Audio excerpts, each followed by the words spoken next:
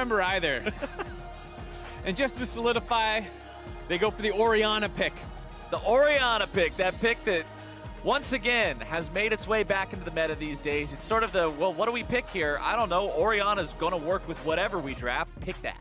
Hey, let's build the prototypical control mage in the mid lane. You got shielding, a good laning phase, some wave clear, sustained damage, burst damage, teamfight ulti. AoE teamfight ulti that clumps everyone up for potentially more wombos, shields, speed ups. Like literally everything is in this kit while still being balanced. So it's one of those excellent champions, and it's no surprise that it's been in the game in competitive scene for basically the entirety of it. Right. It brings so much to the table.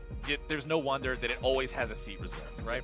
And we're going to see on the other side, TSM Academy picking up their bottom lane first and foremost. They've got the Ashe picked up, as well as, once again, the Tahm Kench leaves the bench. Yeah, one of the things that's going on, I think, with the Tahm Kench is decent laning phase. There's a lot of pick-off tools in the game right now, and so a lot of the people with those pick-off tools are not mobile, so it's great to protect them. And it's also good at denying from people who are going to try and save people from your pick-off tools. So Ashe, I have no mobility. Great, Tahm Kench can save me. Oh, by the way, I have a long-range stun. Great, Tahm Kench can no longer save the person I have now stunned. So that's why you often see them combo together right away like that. Well, the response from 100 Thieves Academy will be to grab the Soraka for themselves in the bottom lane, as well as going for the Trundle, most likely there for the jungle. And you talked about how Tahm Kench has a pretty strong laning phase, and we usually see that be true up against other melee supports, but against something like Soraka, he's going to have a much harder time. Yeah, the range supports, especially the ones that can heavily harass or push lanes in, do often find some advantages versus Tahm Kench, so we'll have to see. I know I was talking to somebody about it, one pro supporter saying that like if Soraka loses her flash and Tahm Kench has his, as I was just talking about how I don't know if this game's going to be quite as fun. A Katarina lock-in is definitely fun, as TSM are going for a surprise pick there. I thought my eyes broke for a second because I was like, wait, why is it not flashing still picking? And then I realized he locked it in. This is awesome. Yeah, I'm super stoked to see this. It's, you know, TSM Academy have already been eliminated from the playoffs, and this is a time to show off your mechanics and your skill. And the Blaze Olive is stepping up to the plate big time. No Ashe Tahm Kench for him. Oh, baby, let's see it. Let's see if Katarina can go to Reset City, population TSM, as we do get into that second part of the bans. And you know what, Mark? When you need to reset, resets only happen when enemy HP bars are empty. They can't go down this far and still have something left. So get Kindred out of there. Yeah. But it's actually 100 Thieves Academy that banned it away for them, because they've already got their jungler picked. So one of the things that you could argue with Kindred is while the HP bars don't all die right when you want them to, it does get everyone really, really low on both teams. And sometimes what happens with the resetting champions, they're actually strong into Kindred, because while you don't get that first reset, if you have the discipline to sit back, let your team kind of do the heavy lifting and forcing the Kindred ultimate out, you go in there and you mess up the tail end of that team fight, which is what Aurelia did in that last game. When the Kindred ultimate came down, the fact that he never even lost his GA, it's because the resetting of Aurelia's Qs and all that on kills and things actually makes it really good in combination with Kindred. So actually not too surprised to see that team ban it out.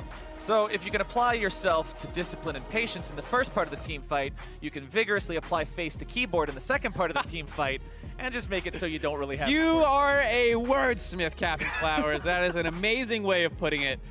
And yeah, I mean, like if you get baited into the Kindred ult and you're sitting there as Katarina with no cooldowns because you blew all them and didn't get any resets, like, yeah, you're going to feel pretty dumb. Yeah, well. But if you have the discipline, wham, bonk. And all of a sudden, Pentakill rolls in. Collect your accolades and your praise. But we will see Graves picked up on the side of TSM Academy. They're like, all right, you want to ban away one marksman jungler? Well, sir, we have another. As you look on the other side, and it's Kai'Sa picked up by 100 Thieves Academy, as well as the Kennen. Yep, and they're going to kind of stay with this interesting team comp where they only have one real frontliner, but a lot of AoE tools. And on the flip side, have the Graves taken into Kindred, the Trundle, which is not too much of a surprise, always has a good matchup. You have the tempo and range advantage on the melee Trundle, and the Gnar into the top side, the counter pick. Interestingly, because traditionally it hadn't been seen as counter pick. Some people in LCK say it's not as much of a counter pick as it used to be, as the Gnar wins the game a lot more of the time, despite falling like 10 CS on average, I think, behind is the number. See, I don't know how I can trust how well I can trust LCK top lane counter picks. Because if we look at the numbers from the LCK mark, you're probably going to see good numbers on stuff like Jace. And over here in NA, some of those numbers don't quite translate. I don't know what it is. Maybe there's something in the water over here. But those win rates aren't always super honest. Sometimes you just got to follow your heart, and sometimes your heart says Gnar. You are memeing. No, I'm not. Okay, because I was about to say, I agree in principle with what you're saying, which is like, just because it's true doesn't mean sounds like a meme. It's not going to work here. Like, you know, maybe if you play Ken and Gnar optimally, the Gnar can win. But if you're not playing optimally, I'd rather be the guy who presses a couple buttons and kills you. Well, we'll see whose couple buttons get pressed to kill who in this game. There's a lot of explosive potential here yet again. With press the attack on the cannon, it likely is going to be the on-hit AD split push style cannon, not that AP style that goes for the flank into the big ultis. Looking at the rest of those summoner spells, nothing seems too crazy. You've got Resolve as your secondary on Katarina. Pretty much have to go Electrocute as your primary. Like, that's just what Katarina does. The domination tree works out very well for the champion. And yeah, pretty much par for the course here. Yeah, no interesting level 1s thus far today. Plenty of interesting games after the level 1s. I was talking with, I think, Jat and Dash on the analyst desk about supports with level 1 abilities that are hard CC, and I remember in the Academy last week there was a Pyke who had an interesting play. It was actually TSM who did it on red side. Yeah. And I was like, oh, I'm surprised we don't see this more often, but I guess Pyke is one of the guys who has hard CC level 1. And I was like, well, actually, Gragas has hard CC level 1. He can E over walls, and that's actually not that bad for your jungle path. Rakan has W level 1 with hard CC, and I was wondering, you know, maybe there's a lot more room in the current metagame with picks to make aggressive level 1s. But this time around, definitely not the case. No hard CC level 1 for anyone. Nope, Levi will just start off with his red buff here too, moves over to the chicken camp afterwards to farm up, and Trundle versus Graves. Graves was one of those picks that when Trundle was just like picked all the time in the meta, like top jungle pick. And I mean, I'm not pretending like he's not still an incredibly popular pick, but when he was the pick, Graves kind of came up as one of those champs that could deal with him pretty effectively. Graves not really super scared of him, considering, yeah, he can put up the pillar, but you can dash to the other side of it as well as just sort of keep him at bay the entire time. We'll see how well Mike Young is able to play this up against Levi. Both these junglers, of course, known for being aggressive when they're at their best. Yeah, absolutely the case. And what's interesting about the jungle matchup is if Mike Young can hover around the top side and kind of sway it in Pyke favor, it's the kind of thing that we've seen Huni and Dardoch do a number of times. When Dardoch gets the Graves pick, he like just cycles out the top side jungle and keeps pressure up there, which allows Huni to play aggressive. Not happening right now as Mike Young has gone for a more even trade of clear early on, but something that could factor in a little bit later in the levels. And Pyke, this is a guy who also, remember back when we saw him at Scouting Grounds, I believe that it was last year, he played a lot of split push carry style champions. He was also an aggro player. So if you have the chance to play that style that you mentioned, where you can facilitate the aggro plays of two of your different guys at the same time, that just seems like thumbs up all around to me. Yeah, it works for, like we said, Echo Fox. There's no reason it can't work for 100 Thieves based off their players. And their bot lane actually doing pretty good right now in the matchup. Uh-oh. Pyke in trouble, though. Gonna just flash over the wall. Hop. Flashes the wall, goes over, but Levi's right there. He says, okay, that's your escape mechanism's already down, and he gives him the back. First blood over to 100 Thieves. Yeah. Gonna have to wonder if that was the right play to get out of there. It was an interesting idea about getting ahead of the play, hopefully, and starting your escape early on, but didn't work out. Yeah, it did not work out. Not this time around. Pyke also going back with that death, only really has enough money to buy a ruby crystal, so pretty ineffective back timing overall. True.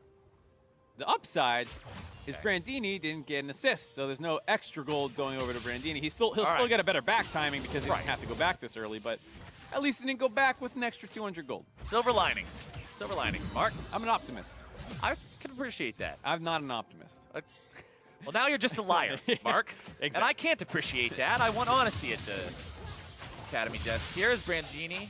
Wants nothing more than to throw some more shurikens or whatever the lightning plates, whatever those are, right into Pyke's face and keep him underneath the turret for the entirety of this game. Like his mask, you know, like, oh, here we go. He has multiple masks? I don't know, what else? Right. What else? Either way, Brandini now looks to find the stun down into Pie Cake Lord, who is going to be taken low. The Gnar bar fills up, and Pie Cake Lord will at least make that one a 1-for-1. Yeah, and well played that time. Brandini was a little early on his lightning rush. He hopped in there right away and then was not actually able to use the attack speed steroid that you get from coming out of it because he was underneath the turret and was like, all right, I don't want to take turret aggro, so he didn't tag him with it. He didn't use the armor or MR to reduce any damage, and then he didn't have the attack speed at the end when they were trying to find that kill. So Brandini's early E kind of came back and bit him a little bit there. We'll take a look at it. He's trying to follow Pie Cake Lord, who he thought was going to keep running right, and then he realizes, uh-oh, he actually came back around onto me. So now he's just in full retreat mode. Gets the stun up, but Pie Cake Lord still had his, I always forget the name of that rune, nullifying orb up. Yeah, the little baby Hex Drinker thing. Yeah. Either way, it was well played by Pie Cake Lord to recognize, hey, this doesn't end well for me, so let's at least make it end in the least bad way possible. Turning around, grabbing the kill. As mid lane, Linsanity versus a Blaze Olive. Katarina's one of those champions, too, that sort of what we saw earlier on, showcased by specifically Golden Glue on the Akali going up against Sun on the Lulu, where you just don't expect the burst, and you give your opponent too much, and you can capitalize on it and make the solo kill. I want to see if a Blaze Olive can do that this game, because that's what I feel like I always see when you watch some of the Challenger or Master Tier Katarina 1 tricks. Oh, yeah. Play in solo queue is it seems like what really makes them stand out, what makes them achieve a high level of skill on the champion is always knowing, okay, he's dead here even though he's at 85% HP. And if a Blaze Olive can get those going, get a couple of kills early on, start that snowball, he could be ferocious. And knowing your all-in timings, like you said, the HP values and stuff that you're most likely going to kill them. I mean, Katarina actually has a lot of, if you execute correctly, all-in threats starting at level 3. And if you are able to find some trades early on and get them low, you can really spike hard at level 3. And their spikes continue hitting, you know, another one at 6 with your ultimate coming online. And that's why you saw there, Linsanity was basically sitting back and waiting till a Blaze Olive was forced to push that wave. He did not want to walk forward and risk anything coming towards him. Good job by Levi there, throwing out the pillar to make sure that he kept Mike Young away for an extra second to try to secure his red buff. Of course, Mike came in, didn't have a smite. Levi didn't know that, but considering he had his own, he was able to secure it nice and easy. Insanity fighting up against the Blaze Olive here with Levi right behind him. Just means he gets free poke in the form of the Clockwork wind up with the auto attacks, and the Blaze Olive is forced back. Yeah, and I like this play right here by 100 Thieves. They get mid priority as Levi secures his red and goes red to red, knowing that Mike Young started on red, and if he's in contesting yours, his must be up, and so Levi makes the path over there to contest that red. Looks like he blast cones out and is going to back off as Linsanity was like, hey, bud, I really want to back right now. Linsanity had to back. He had no mana, and then when you look at top lane, Pie Cake Lord was already like, oh, an excuse to leave this lane? All right, I'm out. Yeah, and just wants to rotate over. Yeah, you got to get the hell out of Dodge. Yeah, so good idea by Levi, but just going for the pressure, sees the enemy team's reacting, and intelligently calls it off and goes back farming his own jungle. Brandini will continue pushing up in this top side, though. Remember, it was the Gnar pick that oh, Ken no. commented earlier, but Pie Cake Lord jumps in. Brandini turns on the Slicing Maelstrom. Nullifying or procs. Pie Cake Lord will be kept alive at 200 HP, and Mike Young showing his presence here means that Pie Cake Lord lives to see another day. Pie Cake Lord, I believe, was going for an ultimate back right when he hopped in as his ultimate, or as his Mega Gnar was running out to set up a gank onto Mike Young, but it timed out right as he went in, so he couldn't get the ult off. You're going to see a little interrupt. Yep. Cheeky Q. 3, 2, 1. Ooh, actually going time it right. Mike Young gets stunned up. Now he could be in some serious trouble. Subjugate is down, and Levi just comes up and bonks him. Yeah, we thought he was just going to go for the interrupt. We were tunneling on that and didn't notice Levi moving up through the river there, so they actually turned that into a kill. He didn't notice either. Yeah, no one noticed but 100 Thieves. Nice play by them to find a kill seemingly out of nowhere. And it once again goes on to Levi, who suddenly finds himself by far the strongest champion in the game on Trundle.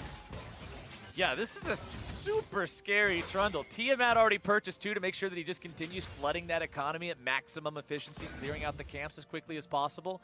It's a 1,500 gold lead here for the Thieves this early on in the game. As you can see, Brandini working towards those auto attack items we were talking about. Blade of the Ruined King probably coming out here as the first item. Ninja Tabby's already completed onto both of these top laners that know they're going to be just constantly auto attacking each other. Yeah, and Brandini able to get a small CS lead with all the action on the top side. And this is something that we saw this matchup with the same rune choice out of Brandini going to the, or that Brandini's using in the AD cannon between Golden Guardians and TSM, and it was the same matchup. And Funnily enough, it was Poncer playing it, so in the same organization playing the same matchup, but they did not play that matchup very aggressively, and Lorlo sat back, got hit by a number of the Nars Qs, and if you watch how Brandini's playing this, he is very willing to auto-attack trade. He's been doing that since level 1, and that's really why I think you need to play the matchup this way. It's not a fun matchup to play because you have to be very aggressive and risky in it, but 100 Thieves are playing around that fact very, very well and supporting the pick, whereas when you don't give it any help, it does tend to lose. Bottom side, it's Killer Instinct. Used here by Rikara, trying to start the fight onto Mr. Rawls as Shady was off clearing some wards. Stunt and Rikara having to move themselves away now before they get bopped by that damage coming out from Rawls and Shady. Mike Young also on the bottom side of the map. Means that TSM might look to make something else happen here, but 100 Thieves has already called a full retreat. Yeah, I like this move. 100 Thieves are not exactly sure where Mike Young was. Very likely he was in the area. Knew their jungler was up on the top side, so they're going to go for a turret trade instead. Going for a bit of a split map as Linsanity's trying to take it all in here.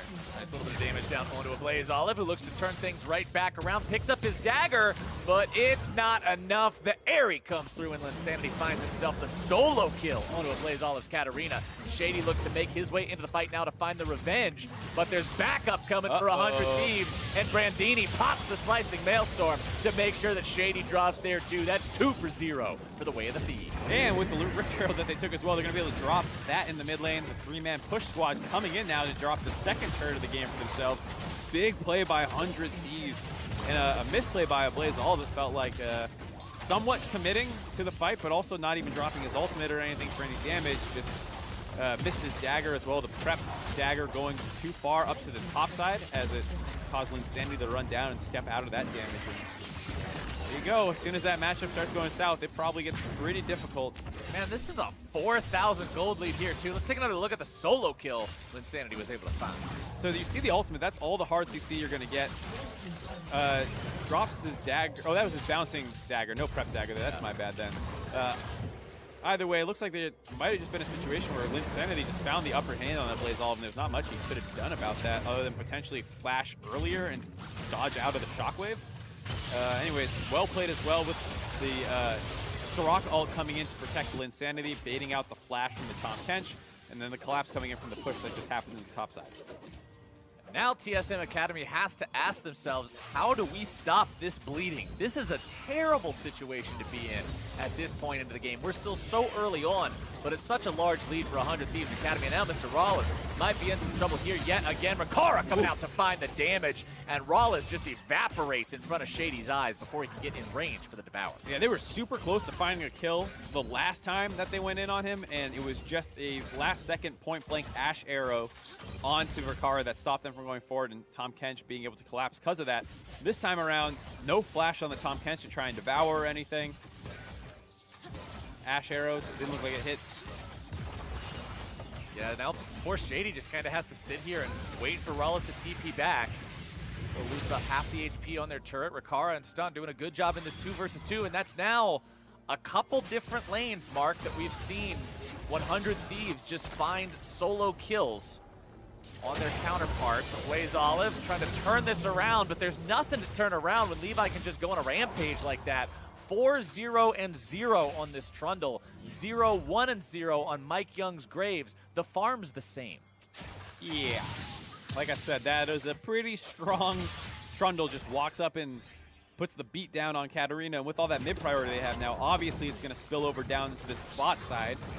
The fact that the bot lane also was getting kills of their own just means that this turret in the bot side, the last outer available, is not long for this world.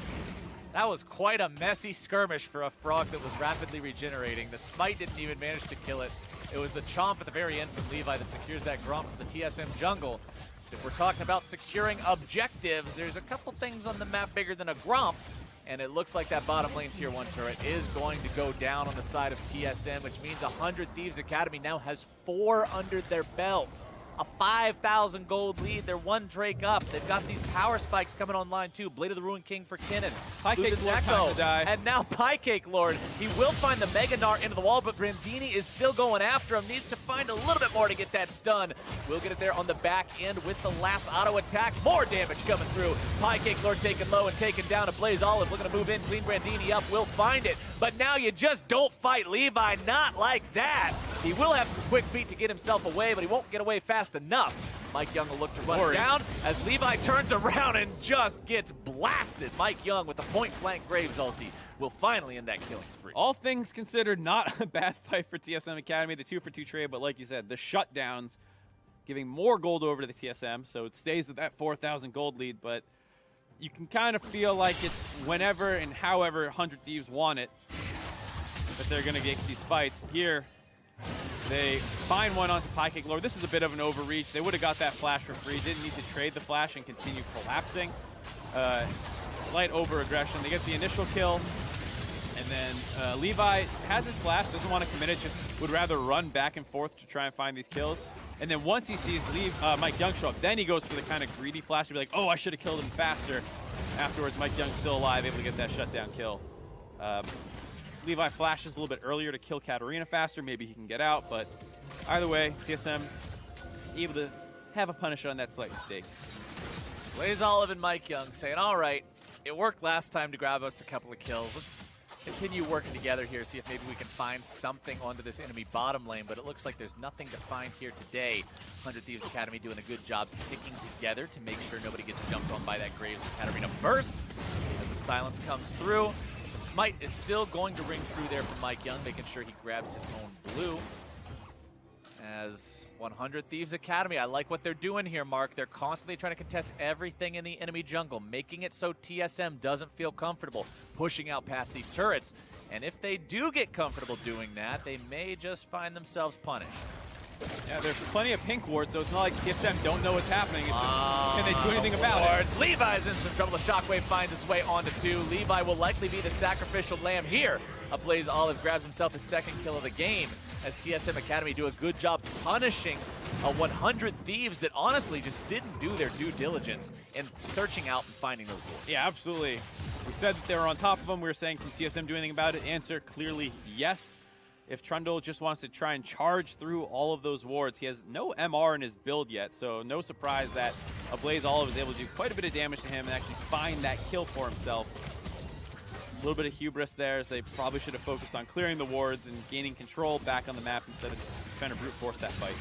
And when you look at the side of 100 Thieves Academy, squishy mid laner, squishy AD carry, squishy support, top laner that's not tanky at all yet.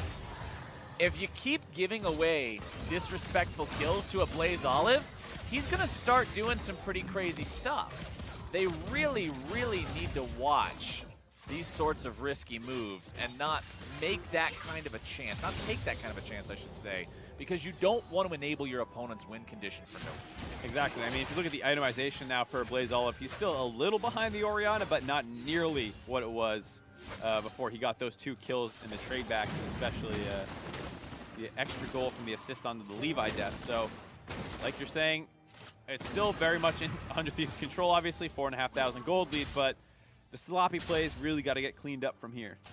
100 Thieves, the Mountain Drake is live. They'll be working on that one now. Baron will be spawning in just a bit under 2 minutes. So this team having a little bit of extra objective control through this Drake is definitely something they'll be happy about, especially considering they've already managed to take down a tier 2 turret 18 minutes into the game with no help from a Baron, from a Mountain Drake, from anything like that. So when you have that amount of control, when you have that amount of tempo, you feel like, hey, if we can get some of these objectives that'll help it out, we can just completely steamroll everything that TSM has, and they've continually got to just keep defending. I mean, as TSM, they're doing a good job right now in terms of putting down some wards like we already talked about, those wards that would allow them to find that punish onto 100 Thieves in the bottom lane. But so much of this is still them just waiting for those punish opportunities, because when you're this far behind in the game, Mark, there's not a lot that you get to actively decide. Yeah, and it's one of those situations, too, where ideally TSM is 1-3-1-ing and they have pressure in the mid, and then you force the Orianna into the side lane to go against the Katarina, and then the Orianna is scared of getting ganked and killed. because 100 Thieves Academy are so far ahead, they can actually just keep Linsanity in the mid lane to basically 1v2 the Ashe and Tahm Kench, and that allows the Soraka and the Kalista to stay, Kalista. Kaisa. Most of the letters are the same. Yeah, I just brain fart for a second there. It basically allows the dual lane to sit against one of these split pushers and completely stop TSM from ever getting side lane priority just because the Orianna is strong enough in the mid lane to handle everything. Pie Cake Lord will try to handle as much as he can here in this bottom side. And of course, even if Mr. Rawls and Shady are kept on lock by Linsanity for most of the time, they can still try to just say, to hell with that priority and make a rotation elsewhere. Brandini trying to defend himself against the dive coming out from a Blaze Olive and Mike Young. Rikara makes his way into the fight now as well. Nope. No, not today. Not today. They'll keep that top laner alive. But that is about all they're going to get for now. Every time I see the potential for a Lee Syndrome effect, I call for the Lee Syndrome. My mind's telling me no. Yeah, exactly. My body. Telling him yes, but it did tell him no today also. Everything said no. Not going in on that one. Worth noting as well, you did see Brandini pop the stasis up there in that top lane. That was a stopwatch, which has now been sold off to create more room for what appears to be Rage Blade pieces. Blaze Olive and Mike Young continuing to try to work together to burst these guys down. Look, Stunt is not tanky. He is not in a spot where he can survive easily at all. Linsanity finding the ulti down onto 2, flash over the wall to get himself away. A nice escape there. Well played by Linsanity. TSM finally were with the side lane pressure that they're kind of generating for themselves through their lane assignments. So they got a Blaze Olive up against Brandini, which is a squishy, not 2v1. So he's actually able to go in. And you saw he almost 100'd to 0 Brandini underneath that turret instantly. Now, they didn't get that kill quite as quickly as they want, but it did show that they have the ability to get Blaze Olive in these things, in these side lanes to find kills, and 100 Thieves is starting to feel a little pressured from that, starting this Baron off. Thieves saying, all right, TSM, come after us, see what you can do. Mr. Rawls wants to go for it. There's your killer instinct, Mark. His mind's telling him yes, his body's telling him yes, and Mr. Rawls just says, oh, come on. One of the greatest Lee Sin videos on YouTube in full effect there, except he got the kills, did not give over a double kill like what happened in that video. And now they're going to continue the pressure down onto here. And you also have Brandini TPing in for that extra bit of security to make sure that no one's going to come over the wall and try and stop this. Blaze Olive tries to go in, makes some plays happen. He's going to be bursted down, makes it a 1-for-1 though. Mike Young tries to get away over the wall. Brandini looking to follow it up. Heals from Soraka, keeping him high HP to make sure this chase goes nothing but successful. Whoa. But the success will be stopped just short. A good save there comes out from Shady. A nice save, but Mike Young's super low. He's not going to be able to contest this Baron at all. So once again, 100 Thieves are going to turn back onto this and try and start forcing it down. Early smite from Levi because he has the second one ready. So it'll be ready by the time that 15-second cooldown timer between them is up, hopefully. And he also just wanted to have the extra health for this attempt. Chilling Smite now back online. Means 100 Thieves Academy secure their objective. Nice play by 100 Thieves. Yeah, that one did cost them a fair amount of resources, but it's almost always worth that benefit. Baron buff and no TPs left available. We'll see what they choose to do. I assume they'll just go into 2 lanes and try and take one of these inhibitor turrets down, as they still have a monstrous gold lead. And that gold lead, it's not like this is stalling out. It's not like things are getting any better. No. For TSM Academy. We're looking at the Katarina, we're looking at some of the damage potential that a Blaze Olive is able to find, but honestly, outside of a montage-worthy wub-wub music in the background, deep-fried shader effects on every single frame of the video, level pentakill from a Blaze Olive, what's your win condition here? I'm not even quite sure what you're referencing, Captain Flowers. What was all that you just said? No, they don't have a great win condition. I mean, the way that their comp was supposed to work, I believe, was to get ahead in the side lanes, go 1-3-1, put your Ashe in the mid lane, and then like we saw previously CLG doing with their AD carry having an initiate button and the Tahm Kench, you would ult the Tahm Kench into one of those side lanes to force a pickoff. As soon as you lose all the pressure, it becomes much harder to do that. You can still try and Tahm Kench the Ashe into fights, but you can see when you don't have the vision control, it's much harder to surprise your opponent with that play. Good devour there by Shady, making sure Blaze Olive doesn't get jumped on with the killer instinct and immediately bursted down. Pie Cake Lord has his Black Cleaver, working on some armor and some health now in the form of the Bramble Vest as well as the Giant's Belt, but I don't know. Brandini's still a pretty scary dude on this skin. With the Rage Blade completed, now working next on the Jarum's Fist, which will likely turn into the Frozen Mallet. It's so hard to move here as TSM Academy. You just feel completely stuck behind your own turrets. Yeah, I mean, as soon as that one little brush attempt that they had a second ago got sniffed out by the Orianna, they're going to be pinned up in their base. And they can try and go the top. The Kennen still has no TP to get involved in one of these, so if you can land an Ashe arrow, maybe you can take a 5v5, but you're going to need to have the Gnar kind of in mega form so you can go right away, and of course 100 Thieves are going to see that. It's going to be very telegraphed. Thieves continue to push down here in the bottom side. They'll take that tier 2 for free with their Baron buff. Still 1 minute left to go on that as they will push up towards the enemy tier 3 turret now. We talked about wanting to see these guys win this game convincingly, Mark. Coming to playoffs looking good, especially against a team that was surging in the second half of the split. And it looks like they're going to do just that here today. Arrow comes out, finds his way onto Insanity. Popping the Glenn, keeping himself alive. Pancake go to the front line. It's in the back with a Blaze Olive, who goes into stasis, keeping himself alive. Stunt going to survive as Mike Young goes down. A Blaze Olive tries to get away, but there's your killer instinct. There's your kill from Rakara. There goes TSM. And that should be about all she could possibly write on this one. Shockwave goes through. The slicing Maelstrom only shows up at the very end, but they never even needed it until now anyway. Minions will be taken out. The rest will be escorted in. And 100 Thieves Academy, not even 26 minutes into this game, bash down the Nexus turrets, take the Nexus, and find their win. Yeah, 4v5 for that final fight. They kited out extremely well. They're able to turn that one around. The Kai'Sa going in, hitting her power spikes and cleaning up that team fight. The Kennen just showing up at the end, giving the final goodbye wave to TSM, as that is the final time that they will be showing up in the Academy broadcast for the rest of the year. Well, 100 Thieves Academy, it's not their final time showing up. And once again, this isn't one of those games where sometimes you have a game where you look at it and it's like, man, they won it, but that's one that you want to go back and review and be like, okay, we really screwed everything up here, and here. 100 Thieves played a very solid game here. Yeah, I mean, this is one of those games where, yes, there were some mistakes once they had monstrous leads, but you can tell that's just them being in that, like, whoa, we're winning mindset. Yeah, it seems that seemed sort of like the we're winning already, we are already in playoffs, let's see how far we can take this. Yeah, absolutely, and it started early on with the aggression up in the top side, that Kennen pick, as well as the fact that Levi was up to the pressure and Mike Young was going for a more clear, focused jungle path.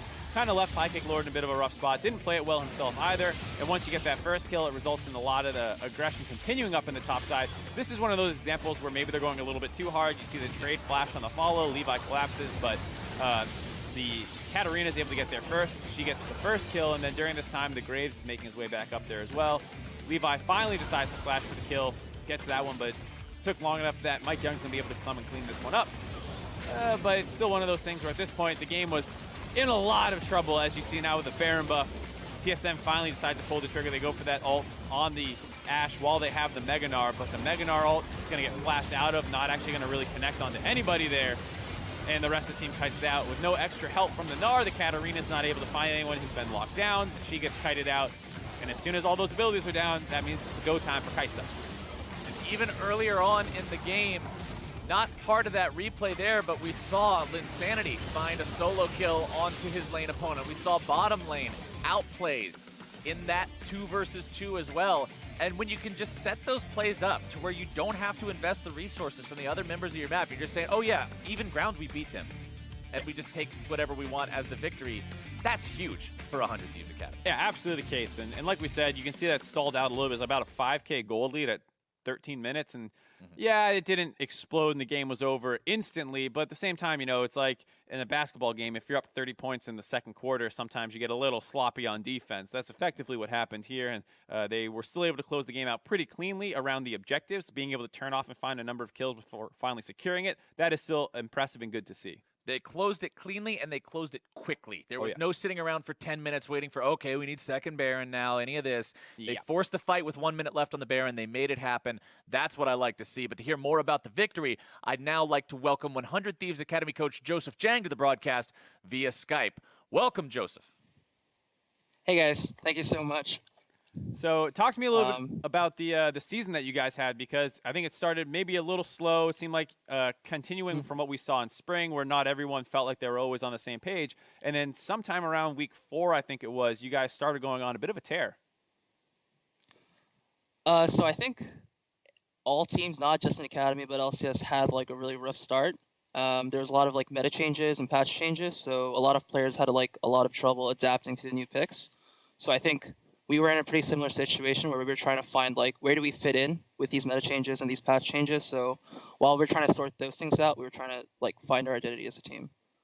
And what was the environment in the team like? Because I'm sure that has to create a really different situation, especially when the game has changed so much in this summer split compared to what it has been in previous splits. What has it been like making those adaptations, and how did the team work together to find the success they found now? I think, you know, there are certain players that adapt to these changes way faster. So, for example, if you guys saw Rikara this entire split, he was able to play Aurelia in the bot lane, Vladimir, Swain. He played all the mages, all the AD carries, and he was able to adapt really fast. But we had problems with that in some of our other carry roles, and I think it puts a lot of unnecessary pressure on the players, honestly, because they have to like not focus on their individual macro and their mechanics, but now they have to focus on learning all these new matchups. And there's like everything's just being flexed, so you have to like not just learn the matchups for your lane, but for other lanes as well. So I think that just really made this season like a lot more stressful than previous splits. And of course, kind of talking about you talked about your carries and your soul lanes and all that stuff. It kind of felt like everyone started hitting their stride, and I think this game was the perfect example of it, where basically every lane killed their other laner almost by themselves. So, you know, what has it been kind of a growth for some of these other younger guys in the team, and finally, you know, really finding their stride? Well, I think we've definitely been making strides, but I don't think we should take this game and be very proud. I mean, we played Kennen on blue side against Gnar, and like Mike Young didn't really block the dives for the Kennen, so like that was like a pretty bad pick on Gnar there. And then I don't know if you guys saw Rally's play Lucian Braum yesterday against Kaiser Khan, but like he literally doesn't trade. So if you're not going to be aggressive in lane, don't pick like Ashe, don't pick Lucian, just play to scale.